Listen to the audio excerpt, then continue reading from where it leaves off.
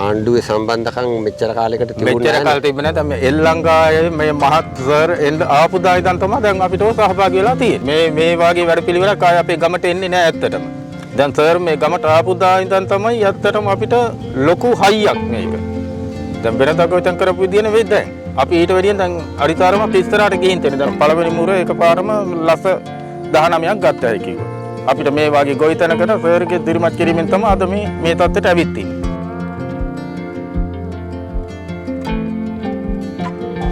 අනිත් ඔව් සර් කොහමද ගොවිතැන පටන් ගත්තා සර් දැන් ඉතින් මම ගිය පාර එනකොට මේ කාණුව කපලා විතරයි තිබුණේ. කාණු කපලා පොළව සකස් කරලා විතරයි සර් තිබ්බේ. දැන් එතකොට කොහොමද මේ දැන් අර අතන වැව තියෙනෝනේ. එහා පැත්ත වැව. සර් ළම කරපු වැවක් එල්ලංගයි කරා. එල්ලංගාවේ වැවන්නේ. ඔව්. වැව තියෙනවා. වැවෙන් ඊට පස්සේ කාණුව මෙහෙම ගිහිල්ලා වතුර බහින වතුර ගිහිල්ලා වතුර බහින විදියට තමයි හදලා තියෙන්නේ දැන් මේ කාණු කපලා. දැන් මේ දියරිල්ල අඩු කරා ගැනීමට දියරිල්ල අඩු කරගෙන මේට හේනි ඔව් වැහි කාලෙට වතුර බහින විදියට තමයි තියෙන්නේ. ඒතර අනිත් වෙලාවට වතුර පම්ප් කරනවා. ඔව් ඊට පස්සේ මේ බට ලයින් දිග හරිනවා. ඒක හරි ෂෝක් නේද? නැත්තම් වෙන්නේ වැස්ස කාලෙට මේක මේ වැස්ස කාලෙට දැන් මේ පොඩි පැල කාලෙට මේ වැස්ස එච්චරම හරියන්නේ නැහැ. ඔව්. ඔරොත්තු දෙන්නේ නැහැ පැලේට. ඒ හින්දා මේ දැන් පායනකොට කාණු දිගේ යයි ඊට පස්සේ මේ පායන කාලෙට බට ලයින් දිගේ වතුර පාර හරිනවා පම්ප් කරනවා සර්. මේකනේ ඩ්‍රිප් ඉරිගේෂන් එක නේ. දැන් මේ දාලා තියෙන්නේ මේ මල් මේකෙන් තමයි ගහ මුලට එන්නේ. අර ස්ප්‍රින්කල් නෙවෙයි ඩ්‍රිප් ඉරිගේෂන් එක තමයි කෙලින්ම නේ. මේවා මේ ටිෂු කල්චර් වලින් හදපු ඒක ඒ පැල සර්. පැලනේ නේ. ඔව්. මොනවද මේ ජාතිය පැල? මේ අපේ දේශීය කෝලි කුට්ටු වර්ගේ. කෝලි කුට්ටු. ඔව්. හොඳයි. එතකොට අපේ ආයෝජනය අරගෙන කරපු දෙක තමයි ඩ්‍රිප් ඉරිගේෂන් සිස්ටම් එකයි මේ පැල ගත්තා. හරි. එතකොට ඔයාගේ මේ එකෙන් මහන්සියෙන් කරේ පොළව සකස් කරගන්න එකනේ අනිල්නේ. ඔව් සර්.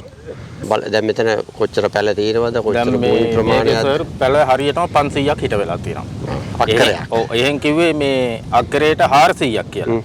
නමුත් මේකේ අක්කරයට ටිකක් වැඩි වෙලා තියෙනවා. ඒ හින්දා පැල 100ක් වැඩි වුණා. මම කොහොටත් වලවල් ගණන් කරලා තමයි පැල ගේන්න ගියේ. දැන් 500ක් ඉඳවලා තියෙනවා.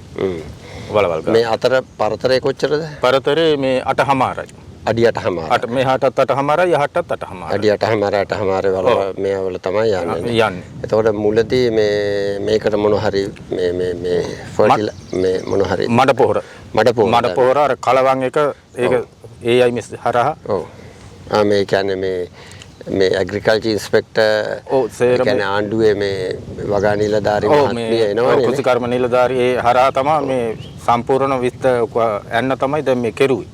හැබැයි ඉතින් ඒ අය අර මේ ආණ්ඩුවේ සම්බන්ධකම් මෙච්චර කාලයකට තිබුණේ නැහැ. මෙච්චර කාලෙ තිබුණේ නැහැ. මේ එල්ලංගාවේ මේ මහත් සර් එන්න ආපු දා ඉඳන් තමයි දැන් අපිට සහභාගී වෙලා තියෙන්නේ. ඕනේ අපි ගිහිල්ලා කිව්වනේ පාර්ශ්වීය ලේකම්තුමියට ගිහිල්ලා කිව්වා. නැත්නම් ඒ වෙනකන් අපේ ගොවි පොලකට අවදිලා නැහැ. නෑ ඒක ඉතින් ඒකේ ප්‍රශ්නයක් නෙමෙයි. ඒකට දැනුවත් කිරීමක් නෑ. ඒක තමයි සර්. අපි ඇතුලේ ගොවිතැන් කෙරුවාට ප්‍රසිද්ධියක් නෑනේ. නෑ අනිත් එක ඕගොල්ලෝ කිව්වට ගණන් ගන්නෙත් නෑ. පළවෙනි කාරණේ ඒක. දැන් අපි ගිහිල්ලා ඔක්කොම මුළු ව්‍යාපෘතියක් විදිහට තියෙනකොට එයාත් කැමතියි අපිත් ඇවිල්ලා සහයෝගය දෙනවා. සර්ලා කතා කරා පින්දා තමයි දැන් මේ එල්ලංගා එක හරහාට කෙරෙන්නේ කියලාත් මගෙන් ඇහුවා. මං කිව්වා ඔව් කියලා. එහෙනම් මම විශේෂයෙන් එන්නම් කිව්වා. මේ අනිත් ගොවි මහත්තුරුන්ට ආදර්ශමත් වෙන විදියට අනිල්ට මොකද කියන්න තියෙන්නේ? දැන් ආදර්ශමත් වෙන විදියට කියන්නේ අනිත් චාටියටත් මම නම් කියන්නේ මේ එල්ලංගාව එක හරහා බැඳෙන්න කියලා තමයි මම නම් කියන්නේ. මේ වාගේ වැඩපිළිවෙලක් ආයේ අපේ ගමට එන්නේ නැහැ ඇත්තටම. අපි අස්සේ ගොවිතැන් කෙරුවට ප්‍රසිද්ධියක් උන්නේ නැහැ. දැන් සර් මේ ගමට ආපු දා ඉඳන් තමයි ඇත්තටම අපිට ලොකු හයියක් මේක. දැන් වෙනදා ගොවිතැන් කරපු විදිය නෙවෙයි දැන්.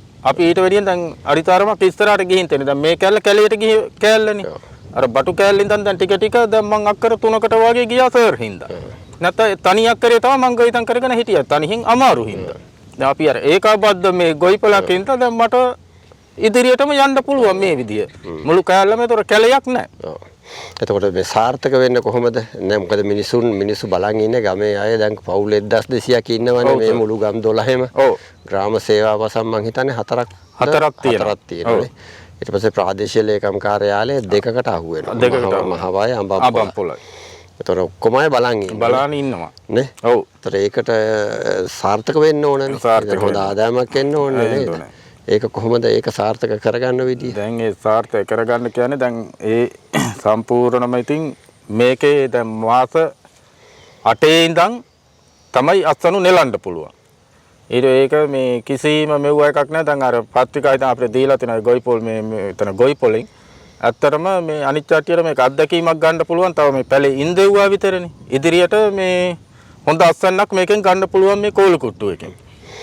දැන් ගොඩක් මිනිස්සු මේ ඩ්‍රිප් ඉරිගේෂන් එකට යන්නේ නැහනේ. ගාන වැඩි මේකට ලක්ෂ ගාණක් වියදම් කරන්න ඕන. එතකොට ඒ වෙනස මොකක්ද? ඒ වෙනස කියන්නේ දැන් අපි මේ වතුර ගහන්න ගත්තාම මුළු දවසක් විතර ගහන්න ඕනේ මේක. දැන් අපිට මේ මැෂින් එක දැන් පම්ප් කර මැෂින් එක ස්ටාර්ට් කරුවා අපිට තව ඉදිරි වැඩක් කරගත්තා. ඒක වතුර ඉබේම වදිනවා මේකට.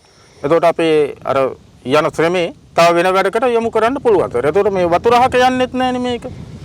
පැලේ ගාවට විතරක් ඇති ප්‍රමාණයට වතුර ටික ගන්නවා. නෑ දැන් මිනිස්සු බලන්නේ දැන් මේකට ලක්ෂ 5ක් විතර යනවා. ඔව් සර්. එතකොට ඒක අනවශ්‍ය වියදමක් කියලා මිනිස්සු හිතන්න පුළුවන් නේ. ඔව්. අන්න ඒකට මොකද්ද කියන්නේ? ඒකට නම් ඉතින් මිනිස්සු ඒක හිතාන තියෙන්නේ මේ වැරදි චේතනාවක් ඇත්තටම. මේ වැඩේ තමයි සාර්ථකම ක්‍රමය. මේ අරක දැන් අපි වතුර ගාන පොළව තදවීමත් වැඩි ඉතින්. වතුර පාර උඩින් අල්ලනකොට දබ දබ ගාලා වතුර වැටෙනවා. මේ හොදා පාළුව යනවා. පොළව මේ කොච්චර උදුළු ගෑවත් තද වෙනවා. දැන් මේක මේ තදවීමකුත් නැහැ. මේ වැඩේ තමයි සාර්ථකම වැඩේ සර්. ඒකනේ දැන් වැස්ස වුණත් වැස්ස ගමන් වැස්ස ඉවරුණ ගමන්ම පොළව තද වෙනවා. පොළව තද වෙනවා. ආය අපි අර කොච්චර බුරුල් කෙරුවත් වැඩක් නැහැ. ඒතර ඩ්‍රිප් ඉරිගේෂන් එකෙන් තව එකක් වෙනවා, තව හොඳක් වෙනවා. මේ පසට හොඳයි නේ. පසට හොඳයි. නිතර මෙතන පස බුරුල් ගතියට තෙත් වෙලා ගානටනේ ඒක වතුර ටික ගන්න ගහට. දැන් අරක එහෙම නෙමෙයි ගැහුවා ගලාන ගියා ඉවරයි. දැන් මේක ගානට ඊට පස්සේ දැන් මෙතන බේසම වාගේ පායන කාලේට බේසම වාගේ ලස්සනට රවුම් කරලා හදා ගන්න ඕනේ. එතකොට මුලින් ආය කොහාටවත් ගලාන යන්නේ නැහැ සර්. කොම්පෝස්ට් ටිකත් උඩට දාගත්තත් ඒකෙත් තෙතමැණි අල්ලලා තියෙනවා. දැන් මේ පැලේට වයස කොච්චරද? දැන් වයස ඕකට මාසයයි සර්. දැන් මාසයක්. මාසයක්. එතකොට දැන් මාස 8ක් විතර වෙනවද මේකෙන් මේ ඔව් මාස 8ක් යනකොට පූදිනවා. ඔව්. ඊට පස්සේ තමයි ඔව් දැන් ඊට පස්සේ දැන් මාස 4න් එනවා මේ දැන් ඔය පැලේ මාස 4න් එනවා මේ සයිස් කුරුල්ලෙක් ආය. ඌත් ඉතුරු කරනවා. ඊට පස්සේ අනික වැටෙනකොට තව කුරුල්ලෙක් එනවා. කුරුල්ලෝ 3 දෙනෙක් ඔහම තට්ටු 3කට තියන්න ඕනේ. අනිත් ඒවා තලන්න ඕනේ. කුරු ඒ කියන්නේ මේව 3යි එන්නේ. 3යි එන්නේ. 3කටත් විතරයි ඉඩ දෙන්න ඕනේ. ඔව් ඉඩ දෙන්න ඕනේ නේ 3කට. නැත්නම් අනිත් ඒවා පොකුරට ආපුවාම වැඩක් නැහැ. ගහ බාල වෙනවා. එතකොට පොහොර එහෙම කොහොමද ඔයගොල්ලෝ දාන්නේ? පොහොර දැන් ඉස්සරව මුරේ දාන්න කිව්වේ මාතාව මේ දෙකකින් දාන්න කිව්වා පළවෙනි මුරේ. ඊට ඉස්සරින් සාමාන්‍ය බේසම හදලා මේ කොම්පෝස්ට් දාන්න කිව්වා. අපිට ඒ කියලා දුන්නේ. තෙල් දැම්ම තෙල් මොකුත් පාවිච්චි කරන්න එපා කිව්වා. ඒක අවශ්‍ය වෙනකොට කියන්නම් කිව්වා. එතකොට මේ ආණ්ඩුවේ කෘෂි උපදේශක මහත්මියලගේ උපදෙස් අනුවම තමයි වැඩි. උපදෙස් අනුවමයි වැඩි කරන්නේ. ඒක තමයි අනිත් වැදගත්. ඔව්. නැත්තම් ගොඩක් අය නිකන් තමන්ගේ නිකන් දැනුමට කරනෝනේ. ඔව් දැන් එයාගෙන් ඇහුවට පස්සේ පැලේකට මේ 250ක් දාන්න කිව්වා ගෑස්. ඔව්. ඊට පස්සේ මං කිව්වා පැලේ නම් පොඩ්ඩක් මේ අඩියට ටිකක් කුඩයි කියලා. එහෙනම් දැන් 50ක් වගේ එකෙන් අඩු කරන්න කිව්වා 200ක් වගේ දාන්න කිව්වා. ඒ ප්‍රමාණය තමයි දැන් දැම්මේ. ඊට පස්සේ තව එකක් අනිල් බලාපොරොත්තු වෙනව නේද මේක අර යටි භෝග දාන්න. ඔව් යටිතල භෝග වශයෙන් සර් මේ නයි මිරිස් තමයි මම දැන් දාන්න බලාපොරොත්තු තියෙන්නේ. ඒතකොට ඒකෙන් වෙනම ආදායමක් අපිට එනවනේ. හැබැයි නයි මිරිස් වලට එතකොට මේ හෙවන ඕනනේ. හෙවන මේකෙන් වැහදේ. දැන් හෙවන මේ කෙසෙල් මෙව්වා එකෙන් දැන් අතු ටිකක් පළල් වෙනකන් ඉඳලා තමයි ඊට පස්සේ ඒතකොට ඒකේ හෙවණෙන් අරකින් ප්‍රයෝජනයක් ගන්න පුළුවන් අපිට. දැන් අමෝක දැන් තව මාස එකමාරකින් විතර හොඳට කොළ විහිදිලා යනවනේ සර්. එතකොට හෙවණ තියෙනවා.